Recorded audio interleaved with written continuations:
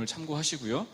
4장 1절부터 14절까지의 말씀을 함께 저와 여러분이 교독했으면 좋겠습니다. 이 자리에 일어나십시오. 혹시 불편하신 분들은 그냥 앉아도 괜찮습니다. 4장 1절. 이스라엘아, 이제 내가 너희에게 가르치는 규례와 법도를 듣고 준행하라. 그리하면 너희가 살 것이요 너희 조상의 하나님 여호와께서 너희에게 주시는 땅에 들어가서 그것을 얻게 되리라.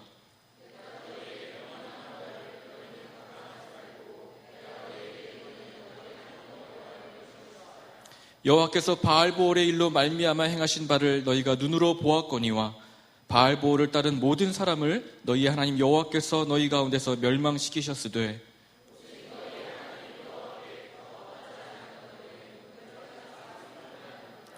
내가 나의 하나님 여호와께서 명령하신 대로 규례와 법도를 너희에게 가르쳤나니 이는 너희가 들어가서 기업으로 차지할 땅에서 그대로 행하게 하려 함인즉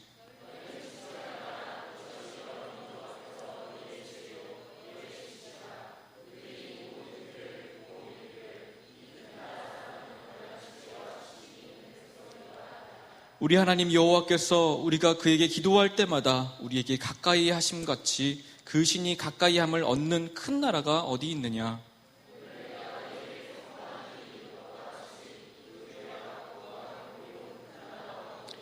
오직 너는 스스로 삼가며 내 마음을 힘써 지키라. 그리하여 내가 눈으로 본 그 일을 잊어버리지 말라. 내가 생존하는 날 동안에 그 일들이 내 마음에서 떠나지 않도록 조심하라. 너는 그 일들을 내 아들들과 내 손자들에게 알게 하라.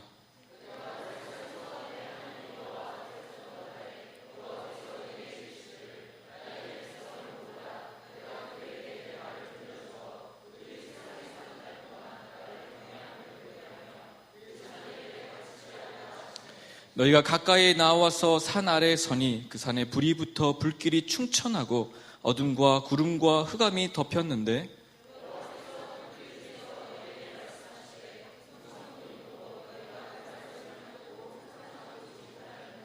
여호와께서 그의 언약을 너희에게 반포하시고 너희에게 지키라 명령하셨으니 곧 십계명이며 두 돌판에 친히 쓰신 것이라. 그때 여호와께서 내게 명령하사 너희에게 규례와 법도를 교훈하게 하셨나니 이는 너희가 거기로 건너가 받을 땅에서 행하게 하려 하심이니라. 아멘. 자리에 앉으십시오. 기도하겠습니다. 하나님 아버지,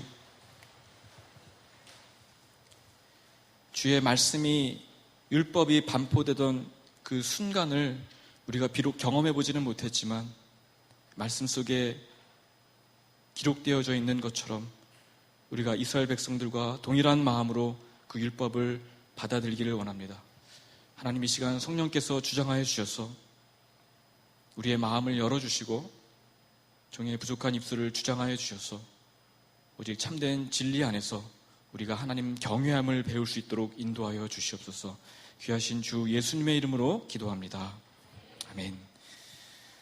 여러분, 운전하시는 분들은 다 이해하시겠지만 급한 날에는 신호등이 좀 없었으면 좋겠다 하는 생각을 종종 하게 되죠. 약속 시간이 다 되었는데 막 급해 죽겠는데 자꾸 신호등에 걸리면 좀 짜증이 나잖아요. 비록 1분, 2분 정도밖에 기다리면 되는 것이지만 그럼에도 불구하고 가다서다를 자꾸 반복하게 되면은 어떻습니까? 막 기름도 많이 먹고요.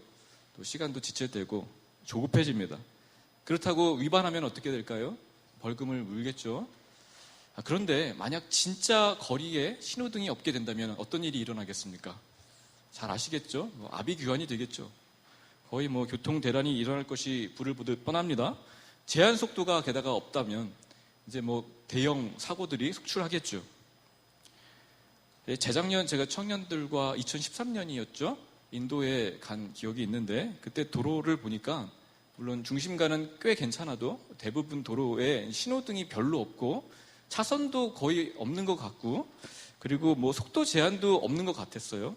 그런데다가 그 도로 위에 자동차만 다니는 게 아니라 사람도 다니고 자전거도 다니고 오토바이도 다니고 막 뒤섞여가지고 막 사람들이 여기저기 이렇게 빠져나가는 것을 보면서 야, 진짜 위험하다 생각을 했는데 실제로 많은 사람들이 죽는답니다. 워낙 인구가 많아가지고 한두 사람 죽어나가는 거 그렇게 대수롭지 생각하지 않을 만큼의 그런 큰 나라이긴 하지만 어쨌든 간에 그런 교통법규가 제대로 지켜지지 않음으로 인해서 많이 죽죠. 그래서 당장에는 불편할 수 있지만 그런 신호등이라든지 또 뭐 차선, 우리 앞에 있는 어린이 보호구역도 굉장히 중요하죠. 그리고 속도 제한들은 반드시 있어야 되겠죠. 이처럼 이 교통법규를 포함한 이 법이 뭡니까? 즉 사람들을 가두고 벌 주기 위해서 제정된 어떤 것이 아니라 우리의 어떤 안전과 질서와 행복을 위해서 제정된 것이죠. 하나님께서 율법을 주신 이유도 똑같습니다. 모두의 안전과 행복을 위해서 주신 것이지 결코 우리를 벌 주기 위해서, 옥죄기 위해서, 부담 주기 위해서 주신 말씀이 아니라는 것이죠.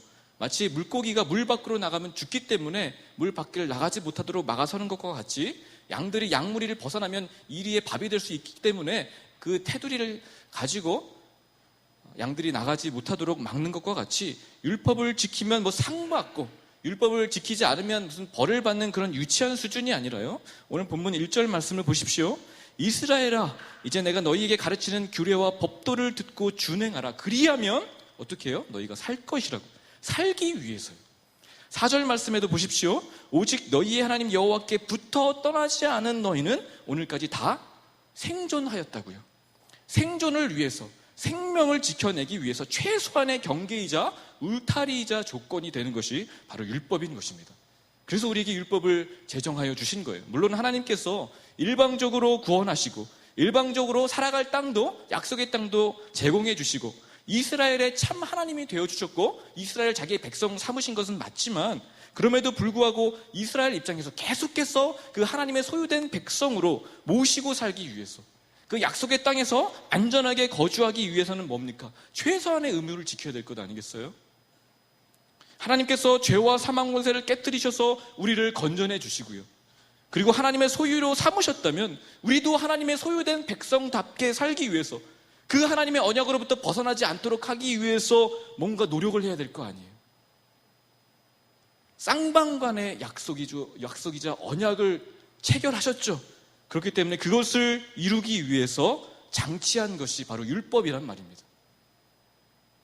그러므로 율법이 여러분 어려워야 되겠습니까? 쉬워야 되겠습니까? 쉬워야 되겠죠. 하나님을 모시고 살기 위해서 주신 장치잖아요. 그리고 생존을 위해서, 생명을 위해서 주신 조건인데 어려우면은요 어떻게 하겠습니까? 특별히 어린아이 같은 경우에는 이해를 못하겠죠. 그럼 하나님을 모실 수도 없을 거고 죽을 거 아닙니까? 대학 이상의 어떤 고학력과 지적인 소양을 갖춰야지만 이 율법의 말씀들을 소상히 이해할 수 있다면 공부 못하신 분들이 얼마나 많아요. 또 어르신들 어떻게 이것을 이해하고 하나님을 모실 수 있겠습니까? 그렇죠. 그렇기 때문에 율법은 남녀노소를 불문하고 글만 읽을 수 있다면, 심지어 글을 잘 몰라도 괜찮아요. 들을 수만 있다면, 인간으로서 최소한 이해력을 갖추고 있다면 따를 수 있도록 매우 쉽고 명료하게 기록된 것이 바로 율법입니다. 그래서 여러분 신명기서 30장, 즉 이 모세의 율법이 어디에 집중적으로 기록되어져 있습니까? 창세기부터 레위기, 출애굽기, 레위기, 민수기, 신명기 말씀에 기록되어져 있죠. 그래서 모세의 오경이라고도 하고 토라라고도 부르기도 하는데 그 토라의 모세 오경의 가장 마지막 장을 우리가 지금 그 책을 우리가 살펴보고 있잖아요. 그 신명기 중에서도 가장 마지막 30장쯤에 보면 이런 말씀이 있습니다. 쭉 그 율법을 반포한 이후에 내가 오늘 내게 명령한 이 명령은, 즉 율법은 내게 어려운 것도 아니요 먼 것도 아니라 오직 그 말씀이 내게 매우 가까워서 내 입에 있으며 내 마음에 있은즉 내가 이를 행할 수 있느니라 하고요. 쉽고 심지어 입에 붙어 있어서 양심이 함께 도와주고 지원하기 때문에 어렵지 않고 누구나 다 지켜 행할 수 있다고 분명히 말씀합니다. 게다가 누가 하늘에 올라가서 해석을 받아가지고 들려줄 필요도 없고요. 저 멀리 바다 건너에 있는 유능한 해석자를 불러드릴 필요도 전혀 없고요. 히브리어와 헬라어로 기록된 이 율법 성경을 배워야지, 능통해야지만 비로소 이해하고 읽을 수 있는 것도 아니고요. 뭐 어려운 주석들을 이렇게 쌓아가지고 막 하나하나 연구해야지 그 뜻을 정확하게 이해할 수 있는 것도 아니란 말입니다. 율법은 마치 부모가 자식을 타이르듯이 양육할 때 하는 것처럼 누구나 알아들을 수 있도록 어린 자식마저 충분히 이해할 수 있을 정도로 평이하고 아주 일상적인 언어로 기록된 거예요. 물론 그럼에도 어렵다는 느낌이 들죠. 현대를 살아가는 우리에게 율법이 녹록하지 않은 것은 지역이 다르고 그리고 언어가 다르고 시대가 다르기 때문에 그렇습니다. 같은 민족의 같은 언어를 쓰고 같은 지역에 살더라도요, 약간의 세대 차이만 나도요, 굉장히 거리감이 있잖아요. 그렇죠? 제가 76년생인데요. 저희 청년 가장 막내 1학년이 69년생인 걸로 알고 있습니다. 저하고 정확하게 20년 차이가 나는데 저는 전혀 세대 차이를 느끼지 않아요. 그렇지만 여러분은 저를 보면서 꼰대라고 생각하겠죠. 저는 느껴지지 않지만 야, 정말 정서가 맞지 않다. 저 인간하고 말을 못하겠다. 이런 생각을 가질 수도 있단 말이에요. 여러분, 이런 같은 시대에 살아도 이렇게 세대 차이를 느끼는데 하물며 3,000년, 4,000년 전 그것도 팔레스타인 지역의 그 문화를 우리가 어떻게 하루아침에 이해하고 받아들일 수 있겠습니까? 엄청난 갭이 있는 거죠. 그래서 성경학자들이 필요한 것입니다. 평생 성경을 연구해서 가르치는 교수들을 무시해서는 안 되는 거죠. 또 저 같은 목사들도 그래서 필요합니다. 물론 저는 성경학자들의 도움을 받아서 여러분에게 가르칠 때가 많지만 그럼에도 그렇기 때문에 저와 같은 신학교를 공부한 사람들이 필요한 것이겠죠. 그럼에도 불구하고 여러분이 그런 교육을 충분히 받고 또 이런 사람들의 도움을 받지 않는다 할지라도요, 여러분 율법의 90% 이상, 한 95%까지는 여러분 충분히 글을 읽을 수 있다면 이해할 수 있습니다. 들을 수 있다면 다 알아들을 수 있어요. 이해가 안 가는 부분은 10%, 5% 정도밖에 되지 않고요. 그것을 이제 성경학자들이나 저의 도움을 받으면 되겠지만 사실 그 5% 정도조차도요, 무시해도 괜찮을 정도로 구원에 큰 지장은 없습니다. 그만큼 성경은 쉽게 명료하게 기록되어져 있어요. 그럼에도 아무리 알아듣기 쉬운 말이라도요, 여러분, 경험해보지 못한 세계에 대해서 말을 한다면 어떨까요? 이해하기 쉬울까요? 어려울까요? 예수님의 제자들도요, 예수님 굉장히 쉽게 가르치셨거든요. 많은 비유도 들고 많은 예화도 들고요. 그런데 요한복음 6장 60절에 보면 제자 중 여럿이 듣고 말하되 이 말씀이 어렵도다, 누가 들을 수 있겠느냐라고 탄식합니다. 예를 들어서 무지개를 설명한다고 생각해 보세요. 무지개, 비가 오고 나면 이제 무지개가 뜰 때가 있죠. 여러분 무지개 다 아시죠? 무지개가 어떻게 생겨납니까? 그 빛의 굴절로 인해서 생겨나는 그런 물리적인 반응이다 이렇게 설명하면 굉장히 어렵지만 쉽게 설명을 한다면 어떻게 할 수 있어요? 빨주노초 파남보 7가지 색깔이 하늘에 활처럼 이렇게 휘어 있는 것이다 라고 설명하면 쉽잖아요. 그죠? 이거보다 더 쉽게 설명할 수 있겠어요? 빨주노초 파남보가 활처럼 이렇게 하늘에 휘어져 있다. 그렇죠. 이 정도면 그래도 어린 아이들 정도로 다 이해할 수 있을 정도겠죠. 그런데 날 때부터 앞을 보지 못하는 사람이 있어요. 그런 사람에게 이 설명이 쉬울까요? 어려울까요? 색이 뭔지, 하늘이 뭔지, 또 그 활처럼 휘었다는 게 어떤 개념인지를 모르고 있는데 어떻게 이해할 수 있겠어요? 보지를 못했는데. 아무리 말이 쉬워도요, 이보다 더 쉽게 설명할 수 없다 할지라도요, 그 세계를 경험하지 못한 사람에게는 어려운 것이 됩니다. 마찬가지로 율법은 굉장히 쉬운 말로 명료하게 기록된 것은 분명한 사실이지만 누구나 그래서 알아들을 수 있지만 하늘에 속한 하나님의 것이기 때문에 이 땅에서 나온 게 아니에요. 어떤 박식한 사람이 만들어낸 것도 아니고 교사들이 쓴 책도 아니고요. 하늘에 우리가 경험해보지 못한 하나님의 신령한 것이 이 땅에 내려온 것이기 때문에 아무리 쉽게 기록되어져 있다 할지라도 어렵게 느껴지는 것이죠. 명료한 기록이 맞지만 경험해보지 못한 세계의 법을 이야기하고 있기 때문에 우리에게 쉽게 다가오지 않는 것입니다. 읽기는 있는데 이게 도대체 무슨 뜻이야? 어떻게 적용하라는 것이야? 고린도전서 2장 14절에는 바울이 이렇게 증언하죠. 영적인 일은 영적인 것으로 분별하느니라. 육에 속한 사람은 하나님의 성령의 일들을 받지 아니하나니 이는 그것들이 그에게는 어리석게 보이며 또 그는 그것들을 알할 수도 없나니 이러한 일은 영적으로 분별되기 때문이라고요. 영적인 경험해보지 못한 세계의 일을 기록하고 있기 때문에, 즉 율법은 영적인 것인 하나님의 것이기 때문에 영적인 지도, 하나님의 지도가 없으면 깨닫기가 어렵습니다. 게다가 여러분, 쉽거나 재미가 있으면 굳이 시간 내서 배우고 외우고 암기하고 기억하려고 노력할 필요가 없죠. 저절로 되지 않습니까? 제 아들은 스마트폰 사용법을 제가 시간을 내서 일일이 소상하게 가르쳐 준 적이 한 번도 없는데도 불구하고 손가락을 현란하게 구사하면서 스마트폰을 다 작동해서 자기가 원하는 것을 찾아봅니다. 유튜브에서 찾아주지도 않았는데 자기가 원하는 걸 탁탁 찾아서 보고요. 또 이미 3살 때 스마트폰으로 사진 찍는 법을 터득했어요. 예, 저를 막 찍어서 이렇게 올려놨습니다. 얼마 전에 하도 쫄라가지고요. 또 역시 스마트폰을 통해서 많이 본 거죠. 카봇 변신 로봇 아십니까? 몰라도 별 수 없고요. 아시는 분들은 알겠지만 이걸 사달라고 해서 진짜 큰맘 먹고 꽤 비싸더라고요. 큰맘 먹고 사줬는데 제가 그걸 집에 들고 와서 설명서를 펴들고서 막 머리에 쥐가 나가지고 미치는 줄 알았어요. 아니 뭔 애들 장난감 이렇게 복잡하게 만들어 놓은 거지. 막 짜증이 올라오더라고요. 몸도 피곤한 데다가 막 너무 복잡한 거예요. 로봇을 자동차로 변신시켜야 되는데 모르겠다. 아빠 못하겠다고 그냥 들어 넣어버렸습니다. 모르겠다고. 그래서 옆에서 아들이 에이 그러더니 막 툭탁툭탁툭탁 하더니 이거를 막 다 만들어낸 거예요.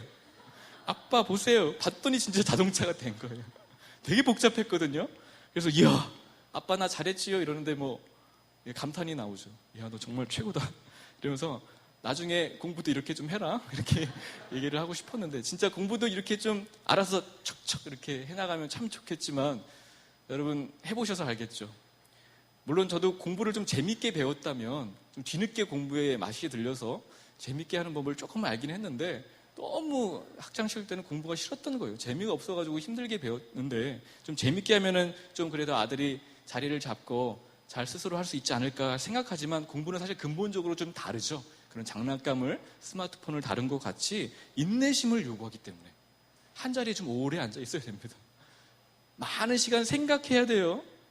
집중력이 요구되고요.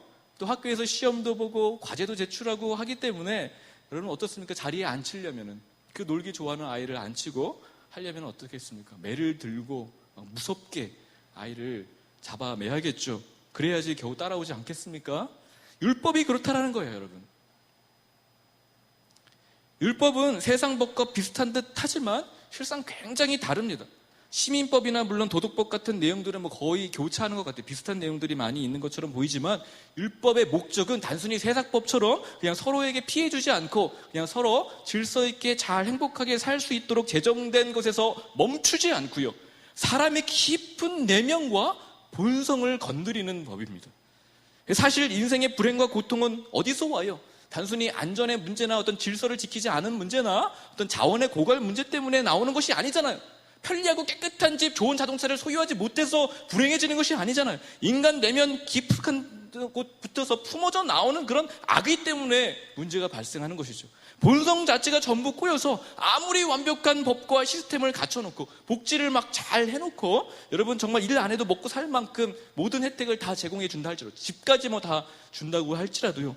사람들이 어떻습니까? 불행을 느끼고 우울하고 범죄를 계속적으로 하고 있기 때문에 즉 사회 제도의 문제가 아니라 내면 인간 깊숙한 본성의 문제이기 때문에 율법은 바로 이 죄로 오염된 인간의 본성을 뜯어 고치기 위해서 하나님께서 특별히 제정한 것이란 말이에요. 이기적인 인간을 이타적으로 바꾸는 것입니다. 본성적으로 고집스러운 인간을 겸손하게 만들어내는 것이 율법의 목적이에요. 게으르고 나태하게 좋아하는 우리의 그 본성들을 다 꺾어놓고 성실하고 부지런하고 충실한 사람으로 만들어 놓는 거예요. 무관심하고 자기밖에 모르는 그런 개인주의적인 성향을 가진 인간들을 사랑하는 사람으로, 자기를 내어 던지면서 사랑하는 사람으로 만들어 놓고야 마는 것이 율법입니다. 그러니 여러분, 율법이 인간에게 꼭 맞는 옷처럼 편안하고 쉽고 재미있을 수 있겠습니까? 없겠습니까? 굳이 시간을 내서 배우지 않아도 다 알고 있습니다. 쉬운데요 뭐 하면서 척척 즐겁게 여러분 삶 속에서 적용시킬 수 있겠습니까? 없겠습니까? 결코 없습니다. 우리 본성은 계속해서 율법을 거부하는 걸요. 용단을 내리지 않고서는요 여러분 결코 하나님 말씀을 배울 수가 없어요. 집요하게 누가 여러분을 붙들고 늘어지지 않는 이상요 훈련되어지지 않는 이상 하나님의 법을 가까이 할 수가 없은 그런 처절하게 연약한 본성을 가지고 있습니다. 그래서 오늘 모세는요 가나안 입성을 앞둔 이스라엘 백성들에게 무엇을 강조하면서 반복해서 요구합니까? 자기는 들어가지 못해요. 지금 죽기 직전입니다. 죽기 직전에 하는 말은 여러분 꼭 들어야 되죠. 유언은 꼭 들어야 됩니다. 가나안 들어가는 그 신세대 이스라엘 백성들에게 뭘 말해요? 뭐 한 가지를 강조해서 얘기합니까? 이런 말씀 보십시오. 1절부터 14절 말씀이 온통 그런 얘기뿐입니다. 1절도 보시면 이스라엘아 이제 내가 너희에게 가르치는 규례와 법들을 듣고 준행하라. 그러면 너희가 살 것이요 여호와께서 내게 주신 땅에 들어가서 그것을 얻게 되리라. 2절도요. 내가 너에게 명령하는 말을 너희는 가감하지 말고 내가 너에게 내리는 너희 하나님 여호와의 명령을 지키라. 5절도 보십시오. 내가 나의 하나님 여호와께서 명령하신 대로 규례와 법도를 너희에게 가르쳤나니 이는 너희가 들어가서 기업으로 차지할 땅에서 그대로 행하게 하려 함인즉 너희는 지켜 행하라. 9절도요. 여러분 보십시오. 오직 너는 스스로 삼가며 내 마음을 힘써 지키라. 그리하면 내가 눈으로 본 그 일을 잊어버리지 말라. 내가 생존하는 날 동안에 그 일들이 내 마음에 떠나지 않도록 조심하라. 너는 그 일들을 내 아들들과 내 손자들에게 알게 하라고 하나님께서 모세를 통해서 명령케 하십니다. 듣고 준행해야 돼. 가감하지 말아야 돼. 율법에 명령된 대로 그대로 순종하고 행해. 잊어버리지 마라. 잊어버리면 끝이야. 마음에 떠나지 않도록 조심해. 경계해야 돼. 자자손손 가르쳐 지키게 해야 돼. 지켜라, 지켜라, 지켜라의 반복이죠. 율법이 쉽고 재미있다면 이렇게 지키라고 수차례 명령하겠습니까? 안 해도 다 알아서 적적해요. 여러분 처세술이나 성공의 노하우 정도, 여러분 우울증에서 벗어나는 법, 스트레스를 줄이는 법, 건강해지는 법, 성형 안 해도 예뻐지는 법 등등에 대해서 여러분에게 강의하고 가르친다면요, 여러분 그렇게 특별히 강조하지 않더라도 알아서 필요한 것들을 터득해서 삶에 실천한 겁니다. 어렵지 않아요. 그럼에도 만약 율법이 그래도 쉽습니다라고 말하는 사람이 있다면 아직 율법을 잘 모르는 거죠. 진짜 하나님의 율법을 진지하게 대면하고, 비록 쉬운 말로 쓰여져 있지만 정말 이 규례와 법도에 따라 내 내면과 본성을 고치려는, 이 말씀대로 한번 맞춰가 보려는 그런 진지한 노력을 경험해본 사람이라면 반드시 여러분 율법이 얼마나 어려운지를 알게 될 거예요. 벽에 부딪혀서 꼬꾸라질 거예요. 파산할 겁니다. 내가 감당할 수 없는 정말 무서운 말씀이구나. 마음은 정말 원하는데 내 본성이 자꾸 이 율법을 밀어내고 거부하고 실천하기 어렵도록 유보시키는구나 라는 것을 경험하게 됩니다. 여러분 그런 경험 해보셨어요? 큐티하면서도요, 여러분 정말 이 말씀대로 살기 위해서 몸부림치고 시간을 들여서 기도하고 적용하기 위해서 노력한다면 쉽지 않을 겁니다. 그래서 9절 말씀에 오직 너는 스스로 삼가며 내 마음을 힘써 지키라고요. 떠나고 싶은 마음을 지키라고요. 잊어버리지 말라. 내가 생존하는 날 동안에 그 일들이 내 마음에서 떠나지 않도록 조심하라고. 쉽게 떠나간다고. 우리의 본성은 부담스럽고 불편한 것들은 자꾸 잊어버립니다. 안 좋은 습관들을 잊어버리는 것은 참 좋은 것일 수도 있지만, 여러분 말씀도 부담스럽고 불편하기 때문에 잊어버리고 싶은 마음이 많이 생겨요. 그래서 너의 그 자꾸 망각하려는 그런 경향성을 경계하고 기억해내. 힘들지만 기억해내, 생각해내, 암송해. 지키기 위해서 노력해야 돼. 빠짐없이 해야 돼. 올가매야 돼. 그래서 여러분 그냥 편안하게 커피 한잔 하면서 오늘은 무슨 말씀을 주실까? 라고 여러분 말씀을 읽어 내려갈 수가 없는 노릇이에요. 그렇게 말씀을 대면할 수가 없습니다. 진탕에서 굴러가면서 여러분 떼굴떼굴 구르며 말씀과 씨름해야 돼요. 그래서 2절 말씀을 보시면 가감하지 말고 라는 단어에 주목하십시오. 한마디도 더하거나 말씀을 빼지 말고 1.1획도 고치려 하지 말고 조정하려 들지 말고. 여러분 우리는 불편함은 어떻습니까? 제껴버려요. 아니 나랑 상관없는 말씀 덮고 구약은 거의 다 덮었죠. 신약의 그냥 마음에 드는 부분들만, 필요한 말씀만 취하거나 필요한 말씀도 덧붙여가지고 여러 가지 많은 저세술과 많은 세상의 그런 가르침들을 또 덧붙여가지고 여러분 삶에 유익하도록 이용하려는 그런 모든 유혹들을 배격하고 주신 말씀 그대로, 하나님께 선포하신 율법의 말씀 그대로 지켜야 된다. 그대로. 네 자신을 고쳐가서라도, 네 자신의 일부분을 잘라내는 아픔이 있다 할지라도, 부인하는 그런 고통이 있다 할지라도 말씀대로 너는 살아가야 돼. 이것을 모세가 지금 이스라엘 백성들에게 강력히 요구하는 거예요. 그래서 여러분 율법을 어떻게 해주십니까? 하나님께서 어떻게 율법을 이스라엘 백성들에게 반포하십니까? 불과 연기와 흑암 속에서 위엄 있게 해주십니다. 여러분 11절과 12절 말씀을 다시 한번 보십시오. 너희가 가까이 나와서 산 아래 서니 그 산에 불이 붙어 불길이 충천하고 어둠과 구름과 흑암이 덮였는데 여호와께서 불길 중에서 너에게 말씀하시되 음성뿐이므로 너희가 그 말소리만 듣고 형상은 보지 못하였느니라.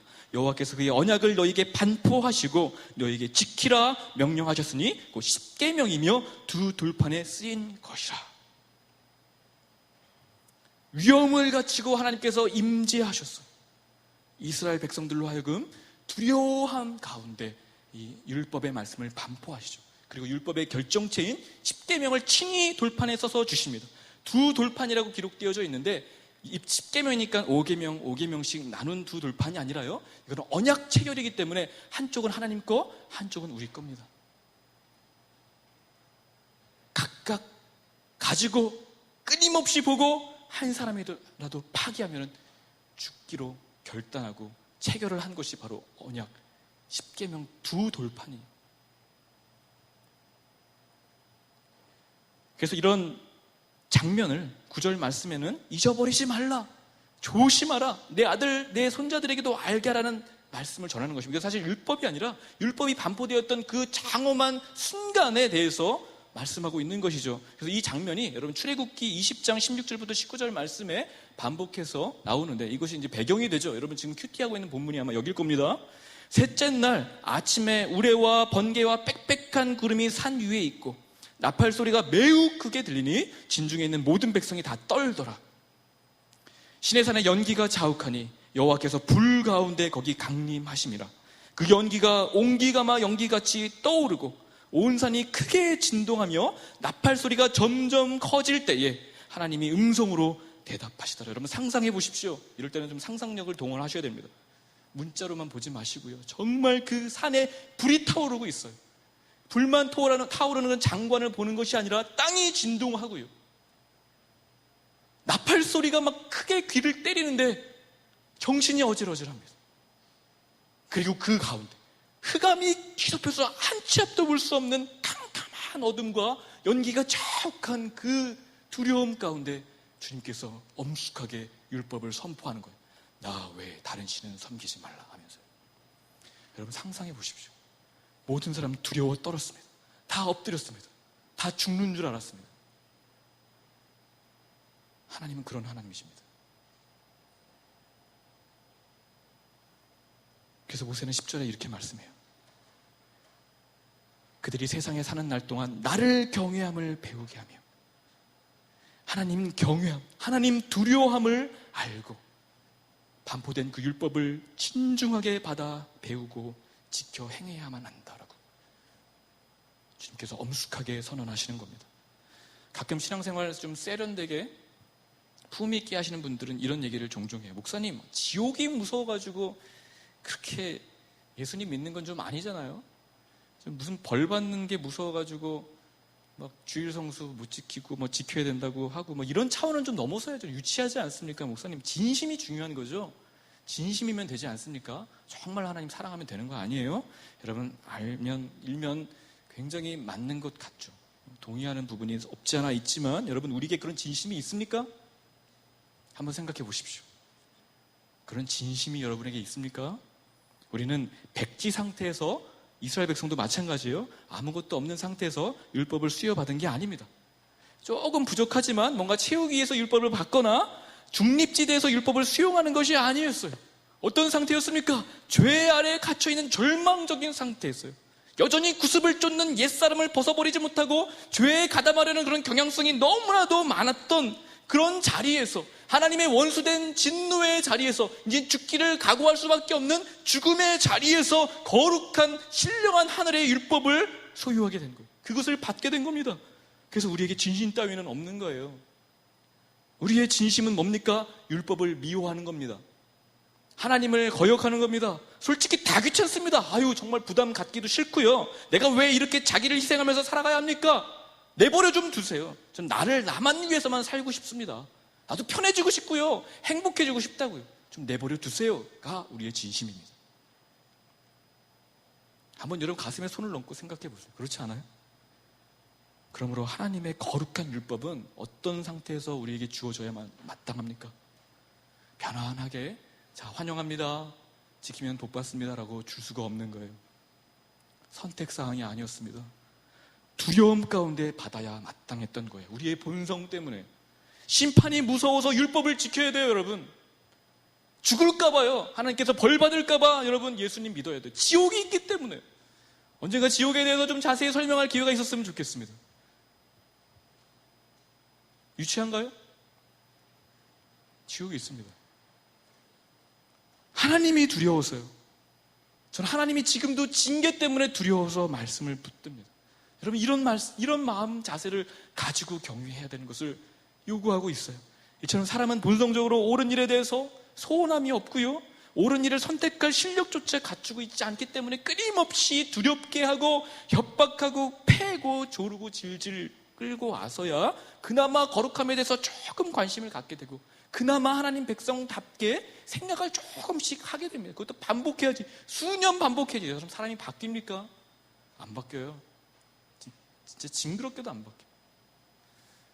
반복해서 끊임없이 질질 끌려와서 두려움 가운데 반복해서 듣고 읽고 하는 가운데 바뀌는 거예요. 여러분 아시는 분들은 다 아시겠지만 저는 대학생 때 화가가 되겠다고 똥폼 잡고 머리 기르고 안 나는 수염이, 저는 염소 수염이 나거든요. 근데 이걸 이렇게 길게 기르고선 세상이 이러쿵 저러쿵 하며 개똥 철학을 나부리며 지내기 좋아했던 사람입니다.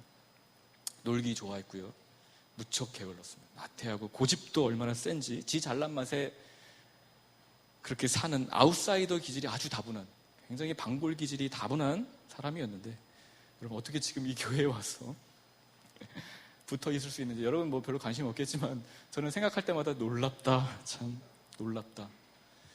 저는 큰 사고 안 치고 지금까지 거의 제가 대충 환산해 보니까 2007년도 안수 받고선 그 전까지 제가 이제 선교까지 생각해 보면 거의 근 10년 정도를 사역했더라고요. 그래도 이런 사역하는 기간 동안에 큰 사고 안 치고 저희 분명 그런 기질이 있음에도 불구하고 이 역할을 감당할 수 있었던 것은 뭐 때문이었겠습니까? 저희 그런 좋은 성품 때문이었겠습니까? 아니에요. 아는 사람들은 다 압니다. 그래서 저는 과거의 사람들을 안 만납니다. 연락 다 끊었습니다.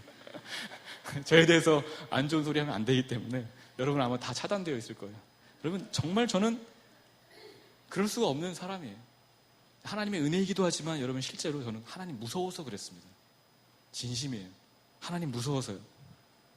무서워서 전 예수님 믿었습니다. 지옥이 두려워서 예수님 믿었습니다. 붙들었어요. 살려달라고 진짜 쫄랐습니다. 심판이 무서워서요. 지금도 하나님 말씀 지키려고 발버둥 쳐요. 제 본성에 조금이라도 이상한 거, 교만한 마음이 싹 트려고 하면 무서워서요. 정말 그냥 내버려 둬도 되지만 두려워서요. 저 많이 회개합니다. 그동안 저 참 많이 힘들었죠. 다 집어치우고 교회 떠나고 싶은 제 교회 체질이 안 맞거든요. 옛말에 안 맞는 그런 은혜는 단체입니다. 물에 그럼에도 불구하고 새기고 원수는 정말 떠나고 싶은 마음이 너무 많았고 라는 말이 있습니다. 죄송해요. 그지 같은 인간들도 많아가지고 상처도 많이 받았습니다. 막 엉망이에요. 그럴 때마다 제가 본성대로 행동하지 않고 마음을 또 잡고 또 참고 또 참을 수밖에 없었던 이유는 제 의지가 대단해서가 아니라 좀 저를 칭송하는 게 아닙니다. 성품이 좋아서가 절대 아니라요. 전적으로 하나님이 두려워서였어요. 하나님 무서워서요. 실제로 여러분 우리는 매맞고 비명 지르면서 간신히 거룩한 자리에 걸려 있는 겁니다. 매달려 있는 것이지 여러분의 의지와 자발적인 헌신으로 이 자리에 와 있는 사람이 얼마나 있어요.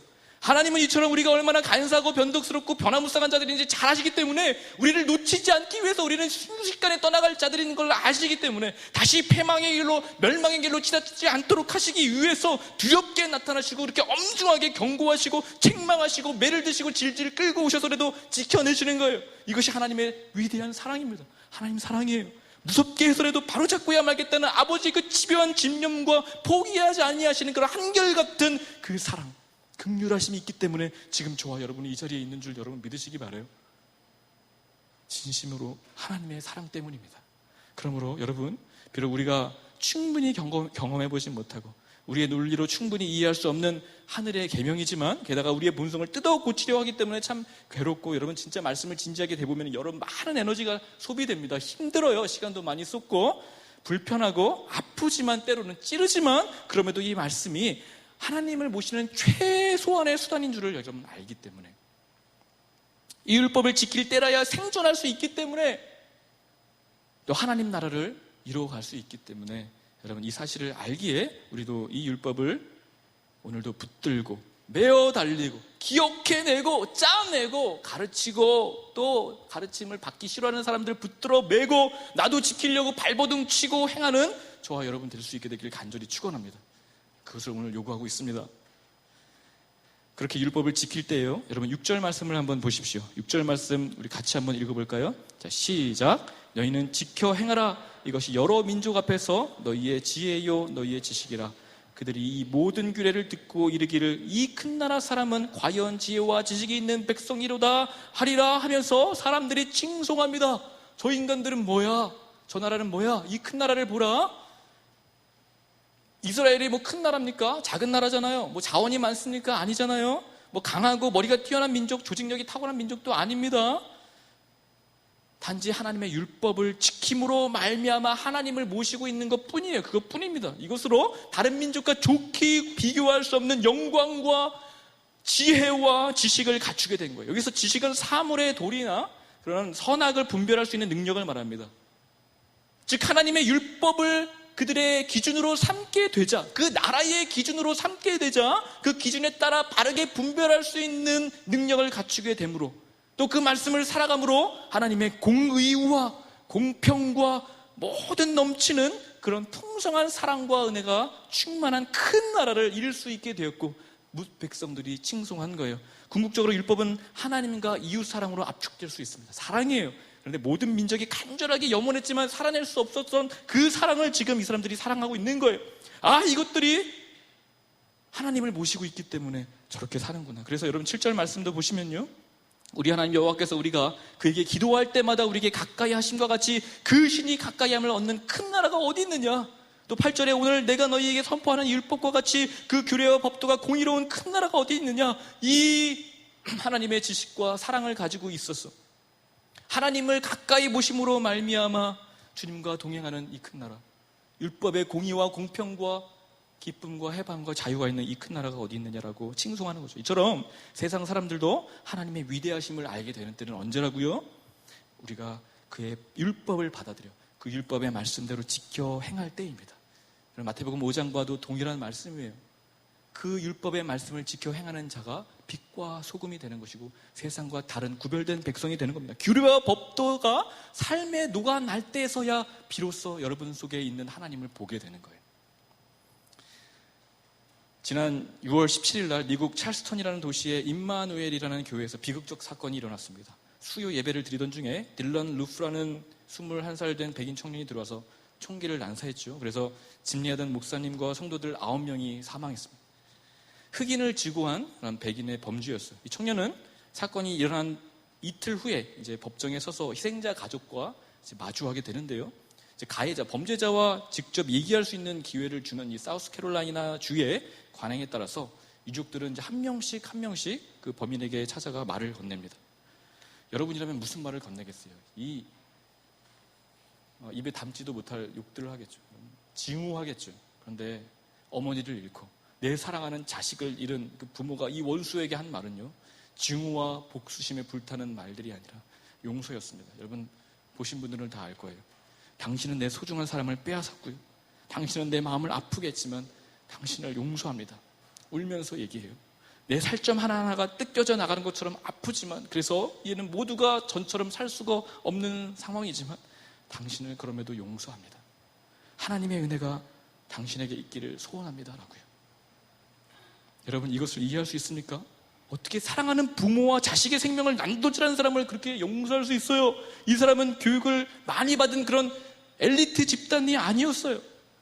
영어를 좀 아시는 분들은 아시겠지만 문법적으로도 잘 맞지 않는 영어를 구사하고 있는, 자기 말도 잘 못하는 사람들이었습니다. 그런데 이런 이해할 수 없는 위대한 용서를 할 수 있었던 것은 하늘의 세계를 맛본 사람이었기 때문에 가능한 거예요.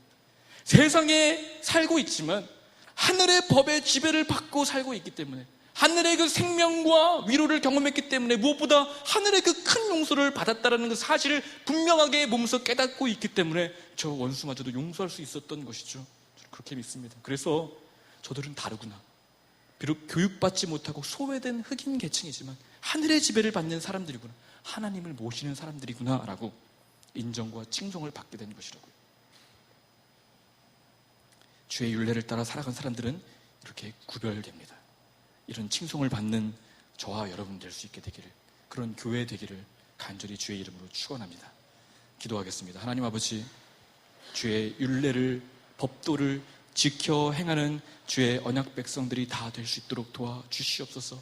이것만이 살 길이기에, 이것만을 하나님을 모시고 경외하는 길이기에, 이것으로 하나님 나라 임하게 하는 것이기에, 우리가 힘들지만, 불편하지만, 우리를 괴롭게 하지만 주의 율례와 법도를 따라서 살아갈 수 있도록 도와주시옵소서. 귀하신 주 예수님의 이름으로 기도합니다. 아멘. 이 시간 다 자리에 일어나셨어요.